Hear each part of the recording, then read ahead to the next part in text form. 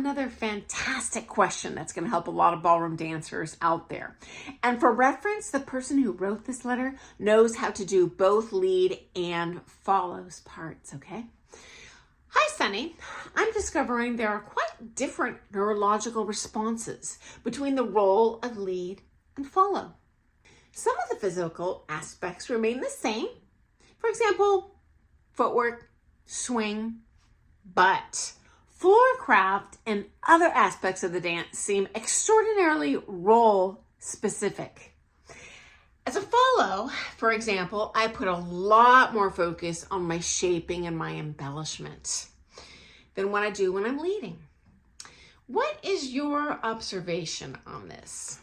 And yes, as a longtime professional dancer, as a longtime competitor, longtime dancer of both lead and follows part, the lead and follows part are both very different. But make no mistake, friends, they are both equally important. It is a lie if you are buying into this idea that it's more important for the lead to be better. Yeah, it is. By this much. Do you think that I hang on my pro-am partners like a ton of bricks? No, I make him look exponentially better because I'm doing my job. Not only do I know my job really well, and I do my job well, I know what the lead's job is, and when there's something maybe missing from the equation, I, as an educated, skilled follow, fill in that gap for him. Because guess what? When you're social dancing, if that follow sucks, that lead is filling in the gap for you. They are not necessarily doing their part well. They are catering to your dancer to compensate for your weaknesses. And as follow, I should be doing the same thing. It is not my job to go out there and make him do all the work. It's singularly my job, whoever I'm dancing with, to make my lead look their best. And in that process, I will look pretty darn good too, okay? Okay, next up. Being a lead is similar to being the driver of a race car. So as follow, I can either be driven by Dale Earnhardt, who is gonna do great, or I can be driven by that 15-year-old with a learner's permit.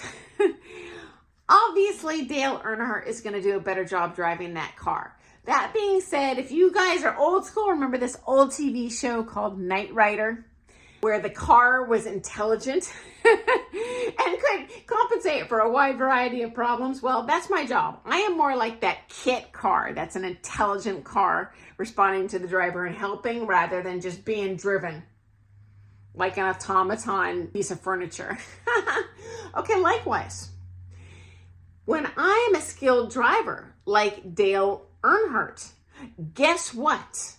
If I am in a race and I'm Dale and I am driving a Ferrari, guaranteed I'm going to win that race. Guess what? If I'm driving that hoopty and I'm up against that 15-year-old with a learner's permit who happens to be driving that Ferrari, guess who's going to win? It's not going to be that legendary race car driver because the follow sucks.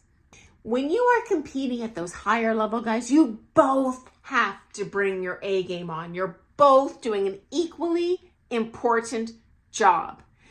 And when you're social dancing, when you're a beginner, I would agree it is more important for that lead to be better just because they physically are stronger, so they have more ability to compensate for your weaknesses. But if you're going to win at those higher level, friends, it is not going to happen that way. You require both people doing their job. And follows, I got bad news for you. Your job is going to get a heck of a lot more hard as you progress through those ranks. As a matter of fact, in my experience, with time, that lead's job becomes easier and easier. It's the follow's job that becomes harder and harder. So initially, it is very hard for that lead to overcome that initial learning curve. But later on, follows, it's going to be your turn. It's going to be very hard for you to achieve that next level and overcome some of those hurdles that DNA gives us, because we are not genetically designed to be physically attached like a Siamese twin to our partner, right?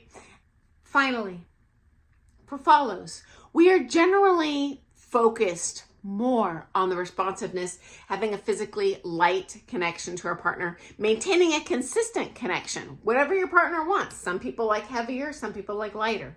Whatever that is, that's your job to be the primary connector, okay?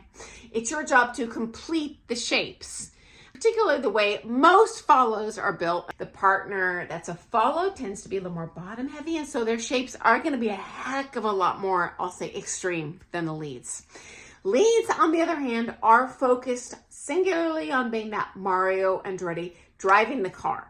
What I find their biggest hurdle is making those big giant muscles, like their thighs, for example, have fine motor skills. That takes years of honing in that skill. Also, being able to multitask. They not only have to think about responsiveness or leading this one figure, but they need to think at least 4 figures down the row. Right? So they're thinking about, okay, I got 5 couples in front of me. I'm doing corsado walks down the floor. I'm going to do a maypole in the corner. How am I going to fit this in? How am I going to link these 2 figures together?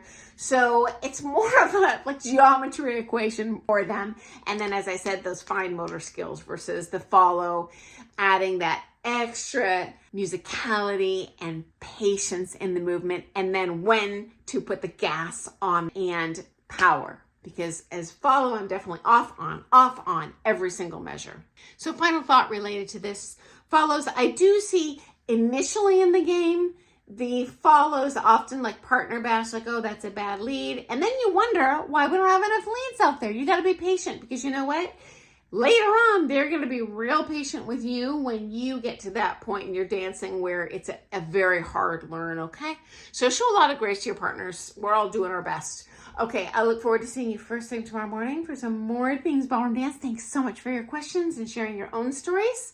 Happy dancing. See you in the morning.